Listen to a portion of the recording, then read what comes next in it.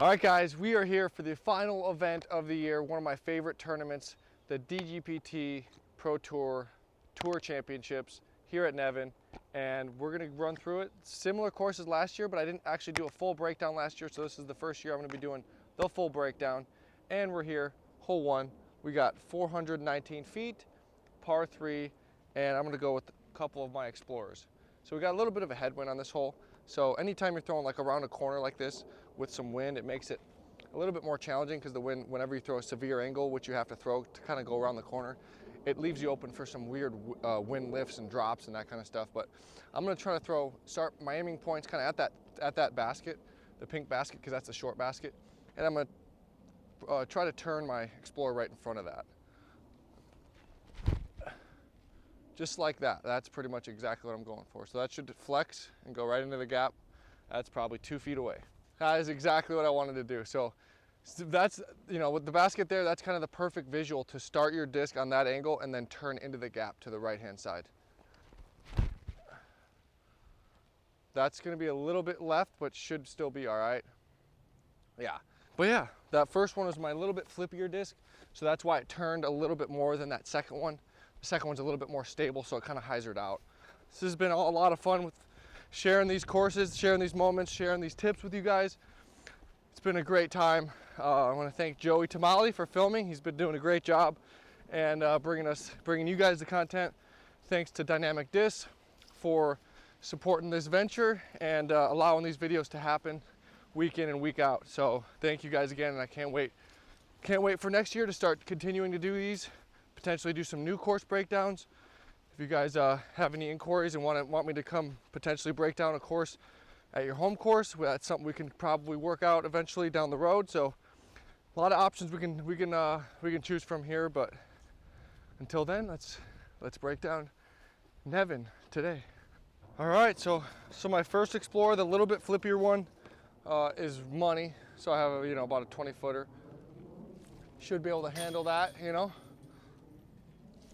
But as you can see, this green, pretty well covered with trees and stuff, but very manageable. Like you said, that pink basket, if you turn it with some turn, it's gonna turn somewhere into here. And even if you overturn it, a lot of trees over here to hit.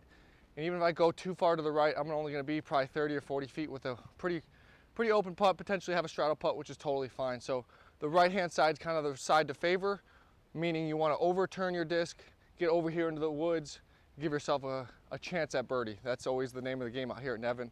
Go to the open side of the green, and the highest percentage, I think, is the right side over here. All right, hole 2, we got 366. We got kind of an uphill grade and then back downhill once you get about 250, 300 feet up the fairway.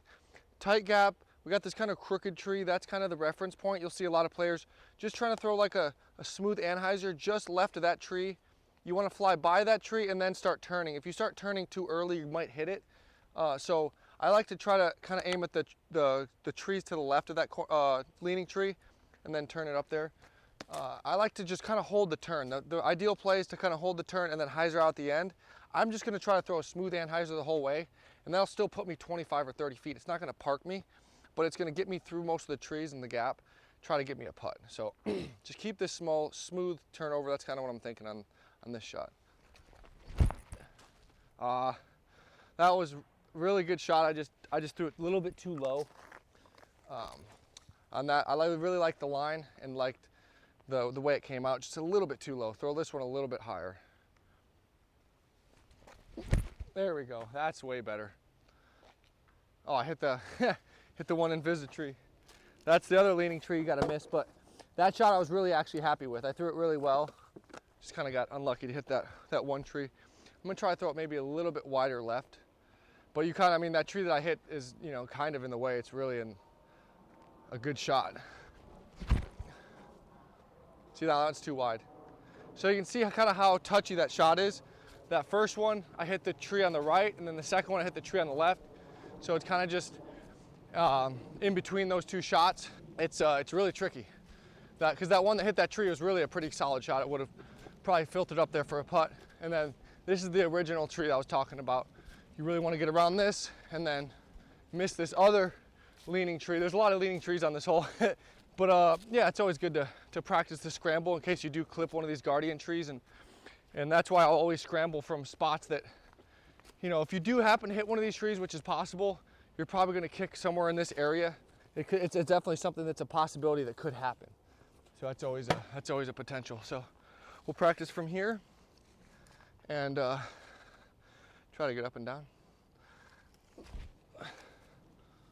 Just a nice smooth touch shot. Yeah, I got the little downhill slope, and it makes it a little tricky, but you know, when it gets real hard is when you start kicking over into this left side, which I did with one of mine. That's when it starts getting really challenging. All right, we got the upshot here, so just basically a little tap in. But yeah, I mean, this tee shot is either, you know, you hit the gap and filter somewhere down here. I'm throwing the anhyzer because when I come through the gap, I'm really just trying to land somewhere over here to this right-hand side. And that just allows me to throw that smooth ante. I don't have to really rely on getting the perfect flex. I just throw the one angle shot, hold that angle the whole time. And if I get through cleanly, I'm somewhere in this circle's edge, 25, 30 feet. High percentage, takes a lot of the trees out of play because I'm not having to try to flex through a lot of the trees. So that's why I do that, to get through there and get there in a clean way, not have to risk hitting trees. All right, we got hole 3, pretty S-curvy, par 4, 630. A lot of people, myself included, I'm gonna go with a forehand flex. Kind of just wanna go out around these initial trees right off the box and kind of get a late turn to the left. It's not really even a flex out. I'm just trying to throw a smooth anhyzer forehand. I'm gonna throw one of my beat up orange generals, kind of just hold it up, and we also are going uphill too, so everything's gonna wanna fade out because you're going uphill and gravity just wants to take you there. So you gotta be able to fight it with the angle that you throw at. So I'm just gonna throw it nice, and you have to throw it pretty high to get up this hill. So that's pretty much exactly what I wanna throw. And that should be in a nice spot to be able to attack for a 3. That one I didn't throw super high, I kind of threw more of a line drive, but it was a perfect line. That should be right in the fairway looking, high percentage 3 from there. We'll try to do that again. See, that one's gonna be too much flex on it, and it's gonna hyzer out too much. That's not good. Actually, that might be all right. But that first one kind of held over all the way until the end, whereas that second one, I threw it, and it looked like it was gonna turn, and then at the last second, it hyzered out just because this hill and that disc is a little bit more stable. So the big difference, just keeping that turn held the entire way. Plus, the right side's gotta drop off, and you got trees over there. You'd much rather just hold the turn and be on the left-hand side. Gives you a more open look, high percentage chance to get up and down. Yeah, here's my first shot. Landed up against a tree. I'm not gonna play from there because it's a practice round and I don't wanna hit my hand on the tree. This is kind of the spot I threw a really good shot. Even this shot hyzed out a little bit more to the right. I'd much rather be, even if I'm in these trees over here, I'd much rather be on the left-hand side because I can throw a forehand, but from here I can even just throw a backhand. This second shot's always a lot further uphill than you think. And the distance-wise, it's a lot further as well because once again, we're going uphill and your disc wants to go up instead of forward. So I'm gonna throw a smooth explorer shot, try to get up there. Just like that, that's money. I threw general, explorer, and then that second general should be a little bit further to the right if I had to guess, as it hyzered out. Okay, so it is right here. It's not too bad, honestly. So this shot is actually not bad at all. I can throw kind of a smooth mid-range turnover, something like that. So this one's a little bit more stable, so I'll just make sure to throw a little bit flippier, land on the left-hand side, try to get away from the tree that I landed behind. All right, so here's my upshot. I probably, distance-wise, it was only like 330 feet, which normally my Explorer goes 400. So either I hit one of these trees and probably just filtered here, or I just threw it a little bit too low, but the line was really good. And this hole is pretty tricky. It always leaves you with a little bit further putts than you think, but we can make long putts. 3 for 3. Ah, almost 3 for 3. But yeah, so these are kind of the guardian trees you can't see around the corner. And yeah, you just kind of, you're throwing a blind shot through a tight gap. I mean, that's kind of how it is out here at Nevin. And sometimes you're left with 50, 60 feet when your disc was gliding and going right towards the basket. And that's just kind of some of the luck factor that you have to deal with. Good way to mitigate the luck if you have a tree hit by the basket is making that long putt to save the birdie, even on a bad kick. Out here at Nevin, if you get birdies, you're going to gain strokes because there's 2-stroke swings on a lot of these holes. And yeah, I like it. All right, hole 4, we got 710 feet. We got a little bit longer basket placement than 2 years ago, but the tee shot, you got kind of the right-hand side trees, and you got kind of 2 guardian trees that kind of force the kind of 45-degree angle to the left. And you want to go around the corner, but also this hole is tricky because if you skip too far left, you have absolutely no angle into the basket. So you kind of want to throw like a smooth hyzer instead of like a skipping hyzer to the left. That last tree that's kind of got sun on it, you want to just miss that a little bit left, or a little bit right, left of that, and skipping into the gap. So once again, this hole's tricky simply for the fact that it looks like if you get lazy with your hyzer, it's going to want to skip left, and you can't even really reach the basket from there. So like that might be a little left. We'll see. Okay, I got a little bit of a straight skip, so that's all right. I sometimes like throwing forehand on this hole just because it finishes a little different than the backhand. Let's see here. So I'll throw a forehand just because it finishes more on the. I want to be kind of on the right-hand side, but that one tree kind of gets in the way sometimes. So that's not bad actually. So maybe a little bit right, but that's actually not so bad. We'll see the two and see which one's kind of in a little bit better of a spot, and see kind of what one opens up the angle on the second shot. All right, so we got my first shot. I didn't throw it super hard. I was just trying to get the landing zone. If I were to just go another 5 feet to the left, I'd have pretty much no angle. So that tells you how kind of challenging this tee shot is, because you don't really want to skip left because you're technically in the fairway, but you have almost no angle to the basket. Here, I have just enough. I probably got about 450 to the basket. This hole plays a lot further on the second shot than people think, and just kind of trying to throw just left of that crooked tree, gliding to the left. So even that looks good, but it's probably still going to be a little short. We'll see when we get up there, but I mean, it's hard to pretty much go too far on the second shot because it's kind of an upslope. Now let's walk up to my forehand. I went a little bit, probably 1 foot, 2 feet to the right, too much.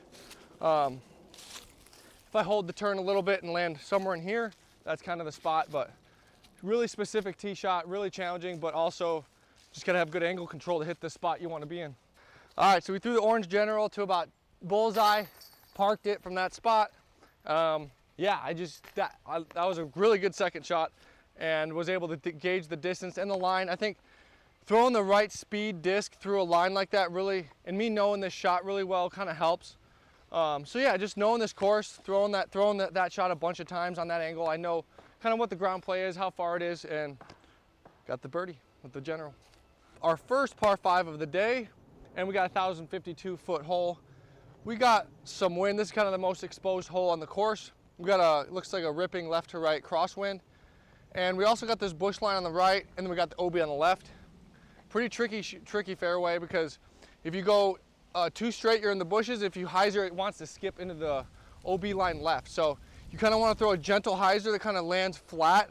If you land with too much hyzer, it's going to want to skip and challenge that OB line left. But also if you turn with this crosswind, it's going to turn you right into the bushes, and that's a spot where it could be an automatic bogey. So yeah, very specific tee shot, just like the last hole. It's very similar to the last hole, except you're throwing that same shot with a driver instead of a putter or mid. So that's a good shot. That's pretty much exactly what I want to do. It's riding that bush line, and then it's going to fade just off of that bush line. So that's kind of the shot you want. Start at the bush line with the driver, and then trust that it's going to fade into the middle. And that's exactly what that one did. So that was a very good shot. Very happy with that. So I'm going to try one more. This is same as that other blue general I threw. It's a little bit more stable, so I can put a little bit more flex on it and trust it a little bit more into this crosswind instead of throwing it with hyzer like I did that first blue one, because it's a little bit more beat up. There we go. That's really nice. That actually might also challenge that OB left like I was talking about. So yeah, that is. Oh, I hit the tree. So I hit the tree, but as you can see that thing started hyzering at the end. And it really, if it hyzers at the end like that, it really does challenge that OB line to the left. So that first one was great. The second one wasn't too far off, just a little bit too much hyzer to the point where it was challenging that OB line left, and obviously don't want to do that. So yeah, really good hole, really challenging shot, especially with a crosswind like this on this hole we got today. So I did hit this tree. As you see, I threw it pretty high and hit the limbs. Otherwise, it was actually going to challenge that OB line to the left. So that's kind of the challenge, as you see. And then this bush line over here, where my first one went, it kind of rode the bush line and then faded off to the left, right into the sweet spot. This is pretty much Can't throw it any better than this, really. You can throw it closer to the trees, but I like actually laying off and being away from the trees, because if you go closer to the trees, it's just a more awkward shot. You're kind of handcuffed on the shot shaping. Whereas if you're back maybe 50, 100 feet, like where I am, I can throw into the woods and just feel more free hitting this gap, as opposed to if I'm on this same spot and I'm just a little bit off to the left or right, those trees are a lot more in play. So I like throwing kind of a 70 or 80% shot on this one, instead of going with the 90, 100% rip and being closer to the trees, making it awkward. Throw a general here on this shot, kind of beat up green one. Just puncture it through this gap. This kind of follows left. This hole's weird though, because if you go early left, you're in a spot where it's very challenging. So if anything, I want to just go dead. If I just go dead straight with a little bit of hyzer, I'm totally happy, and I can scramble for a 4. This hole is pretty much, you're not going to really 3 this hole at all. It's one of those kind of par 4s where it's 3-shot par 4. It's not really like you're going to get an eagle look at it. That looks really good. Oh, I hit one of the last corner trees, but I mean, there's so many trees up there that like you're gonna hit a tree almost. So I'm gonna throw one more time. That's kind of just this par 4, how it plays out. Oh shoot, just pulled it. Try one more, see if I can't get through all the way there.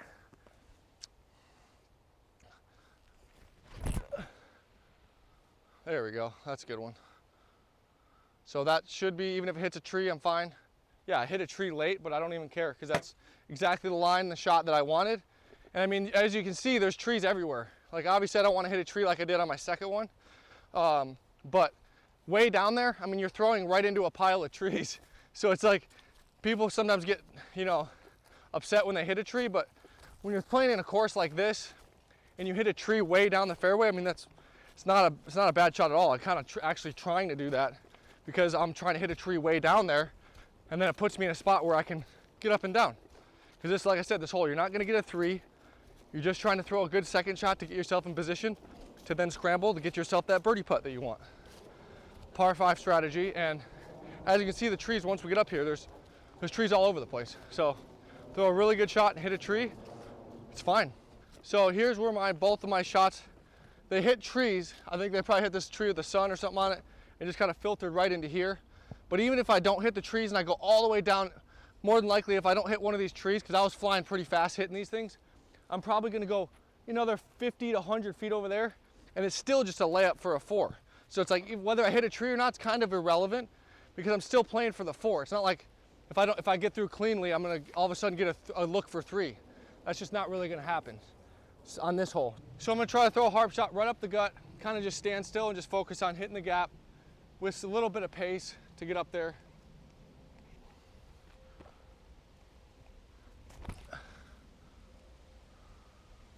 So just barely missed the gap. Try another one and hit the gap here. That was better. So I hit both sides of the gap, unfortunately. Try this one will hit the gap for sure. We got left side gap covered and right side. This one's gonna be good. So hit the tree again. So, and what's happening is this hill kind of just gradually sucks them over there. And how I can actually, I'm gonna throw a whole separate shot just to see what happens. But I'm gonna go left side over here just to see what happens and how my disc can filter back. That way I'm not having to hit a gap up the middle. It is a lot more open on this left-hand side. And that way I can see kind of where it's gonna trickle to. So yeah, that's great. Now that one's left, leaves me with like about a 20-footer. Instead of bringing in those trees like I did the first time, that one's all the way by the basket without having to risk hitting a tree. So I'm gonna try another one of those. Just like that, that's money. So that's kind of gonna be the shot that I play, it looks like, because it kind of takes, even if I'm right here, I can still throw it. So if I land anywhere here, take that left side, because it's a little bit bigger of a gap, just a higher percentage, thank you. Higher percentage to get through without hitting a tree. Because if I hit a tree like I did those first couple, it's okay, I don't mind hitting a tree right now, because I'm kind of learning how much the slope really pushes those discs to the right, and I hit that right tree for that simple reason.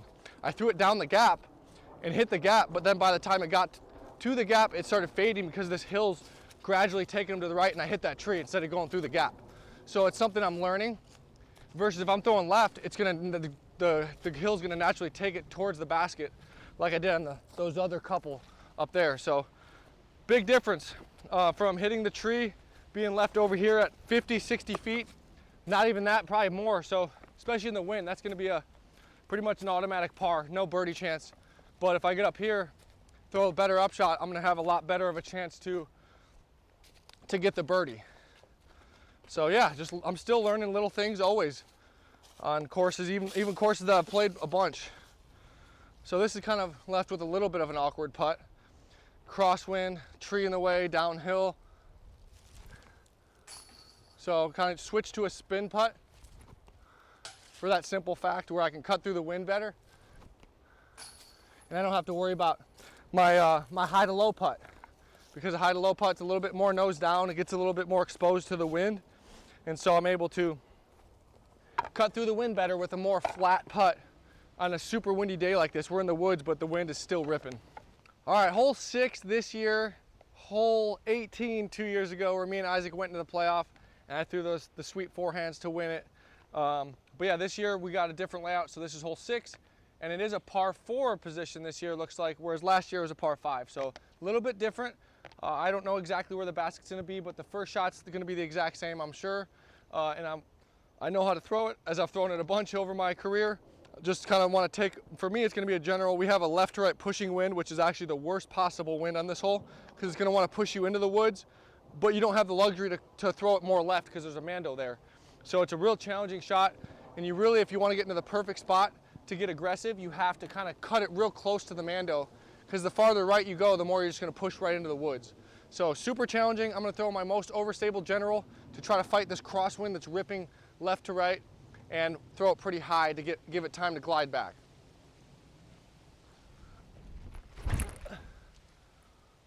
Just like that, actually. That's gonna be real good. That's money. So it didn't push quite as much with the crosswind as I thought it was. I'm gonna try one more here. That one pushed a little bit too much. It's a little bit straighter of a general between those two, but that's also really good. So we'll go throw a couple from there. Once again, those are a little bit more right than normal, just because that wind's pushing over there. But I mean, you don't really have the luxury to be perfect on a shot like this, where it kind of forces you out to the right because of that mando. So yeah, both of those are very reachable to the basket. So that's the name of the game on this hole, is throw a good enough drive to give yourself a chance to then reach it on the second shot and give yourself a putt. So we got my drive, probably threw it about 450 maybe, not quite, and this hole's 900 feet. So we still got another probably 450 to the basket. And this one was got a right to left. I feel like it's a little bit further than when we had the Pro Tour Finals. We got a little bit of a right to left wind. And the Pro Tour Finals, I had a right to left wind. So I was able to carry my drive a lot, probably another 50 to 75 feet up there. And I was able to actually throw a forehand. But now I'm still about outside of forehand range, because I'm probably about 500 feet away, 450, 500, whereas up there I'm probably 400 to 450 in that range. So try a general, see where that puts me. And this basket looks like it's actually a little bit further than the Pro Tour Finals hole was 2 years ago.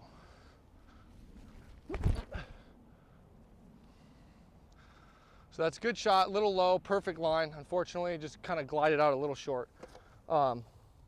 Really good line. That was actually a really good shot. I'd be happy with that. There we go, that's money.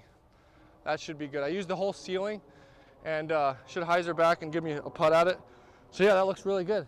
In those bushes, which is totally fine. It looks like the bushes are actually pretty close to the basket. So this shot looks like it would be a little better, but it's actually a worse angle. So I threw this one farther, but it was more right, and it kind of makes my angle a lot more awkward, whereas that other one's shorter, but it's more left, more lined up with the gap. So distance doesn't always mean it's better. Sometimes I'd rather be 50 feet back with a better angle than 50 feet forward with a worse angle. So just looking at this basket placement, it looks like it's definitely a different distance, not just to the right. So the Pro Tour Finals basket was probably somewhere in that shade area.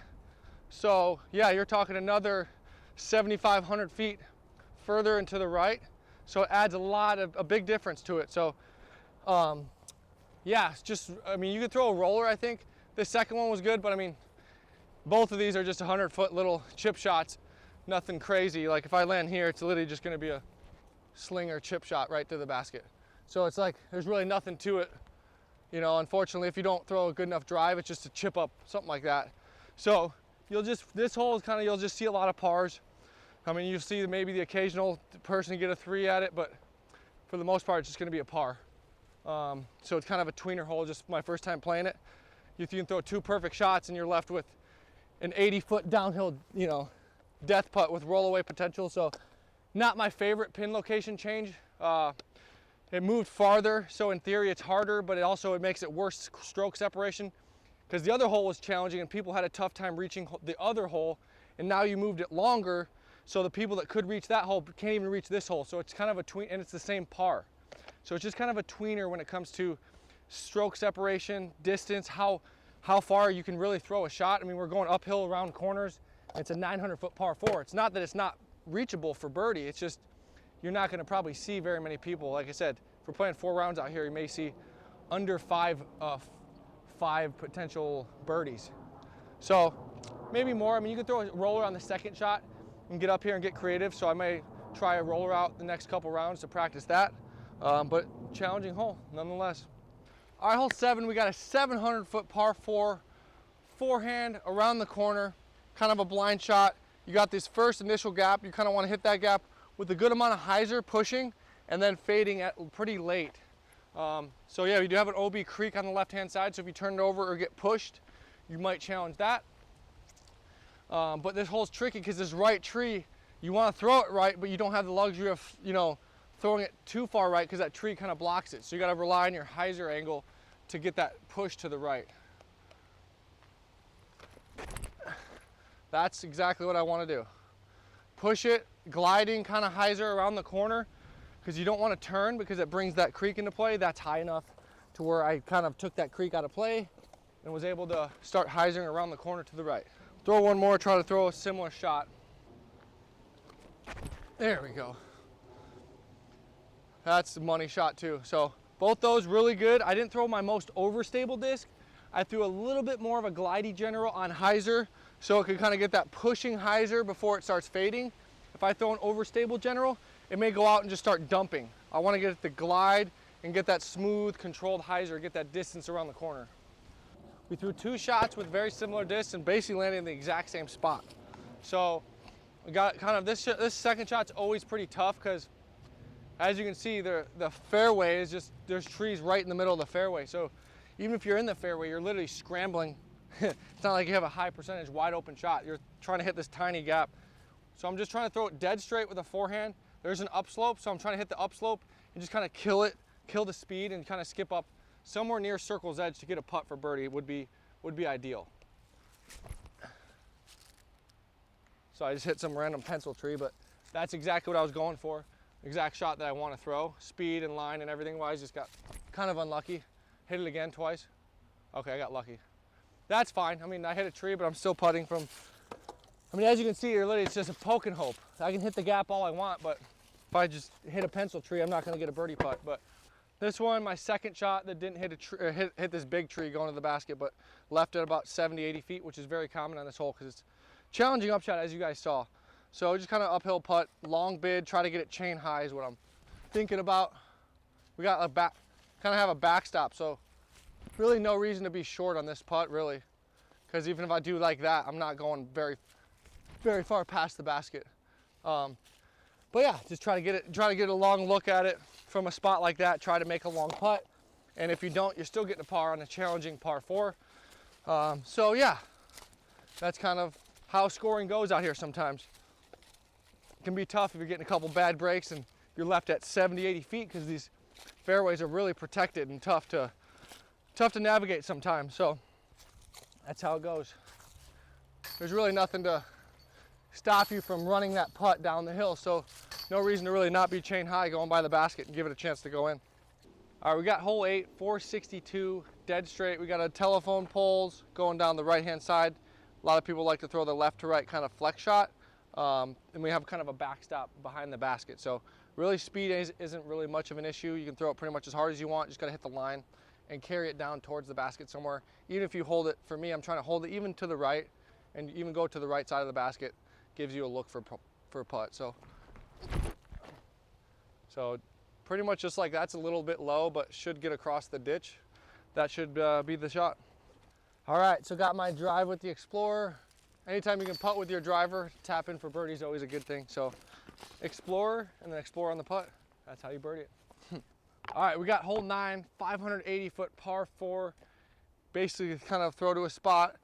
Forehand, I like to throw forehand because it kind of fade around the corner, get you a little bit more distance, make it a little bit of an easier upshot for me. But yeah, just whatever you're most comfortable hitting this gap with.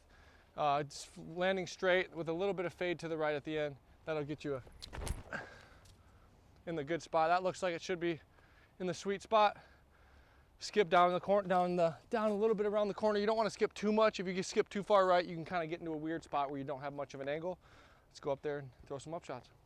I couldn't ask for a better shot here. I pushed straight, hyzered. Now I've got just a wide open upshot. There's that one log that you can't just throw it low and skip to the basket. You got to kind of throw a soft, floaty shot that gets over that log, but then sits before that OB line starts to creep in on the back side of the green. So kind of tricky. I've thrown this shot so I kind of have a feel for how I want to move my arm and the speed I want to throw on my disc. So that's a little bit overturned, but we'll see if it filters down there. So yeah, not the greatest. Didn't quite get a putt at it, but I'm gonna throw one more. I just turned that one a little bit too much. This one I'm hopefully not overturn it. Start it a little bit more left and fade into the gap. That one I started in the gap and faded into the trees on the right-hand side. There we go, that's much better. So that should be real good. Yeah, so hit just past that log as you saw, but then didn't bring that long OB into play. So yeah, that's just the difference between starting my disc on the left-hand side and dragging it into the gap. Whereas that first one, I wasn't quite as comfortable with the shot, and I kind of started it in the middle with a little bit of an understable putter and turned it into those trees on the right-hand side. So just those small adjustments, those are both literally the exact same shots. I just started the second one a little bit further left because I knew how it was gonna fly. Whereas the first one I was kind of just guessing. And so that's the difference between learning a course and how important it is. And those little things can save you strokes and make your rounds a lot better once you know those little intricate things about courses like this. So super important.